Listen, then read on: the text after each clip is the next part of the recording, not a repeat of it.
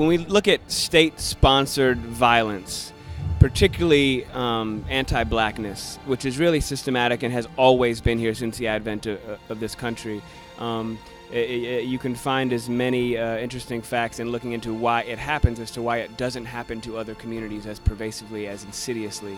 Because you can always make an excuse, well, it just so happened to be Flint, but, and this is the same with black bodies in the streets, with cops shooting people down that are unarmed. So you have people whose voices are not as easily heard, whether that's because they are low income, whether that's because they're disenfranchised, whether that's because they are immigrant community, whether that's because they're black or brown. So it's much easier. Who do you bully if you're a bully? You don't bully a big kid. You bully somebody who's probably not going to clap back at you. So we have to, there's nobody ever in the history of the world that's gotten respect that didn't demand it. Or what this is really about is us looking at each other, seeing each other, and demanding the respect that we deserve from each other, as well as the outside community, because you can't have one without the other. If I kill somebody in the street, am I probably going to go to court or face penalty? Why, if I have on a blue shirt and have a government-issued gun, can I get away with murder, by and large? Is that fair? Are these American rights? A more basic question, are black people American? Are black people human beings? I'll go that far.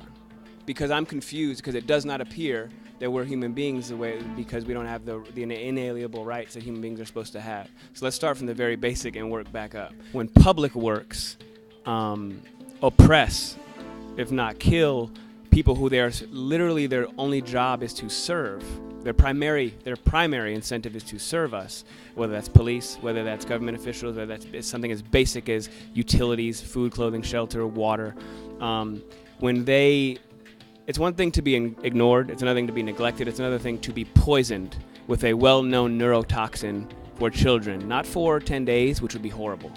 Not for 10 months, for 2 years, and it only stopped because they got caught, because they got caught. The only reason we're talking about police killing black folks is because they got caught on camera, because they tell us we've been imagining it for centuries. Everybody doesn't have the tools in their toolbox to truly see what white power and white supremacy really does, and how people it really chokes out, and how destructive it is to keep making films about Africa with white people as Africans. When you take all of our greatest achievements, pretend they never existed for us, and somehow you did them, it's silly. But it's not just silly. That's violence. That's violence, because you're making it so that there is nobody of value that looks like us, so that therefore when you get killed, brother, I have no real reason to really care that much, because you never really had that much potential, because I've never seen anybody that looks like you that's really ever accomplished anything that really mattered.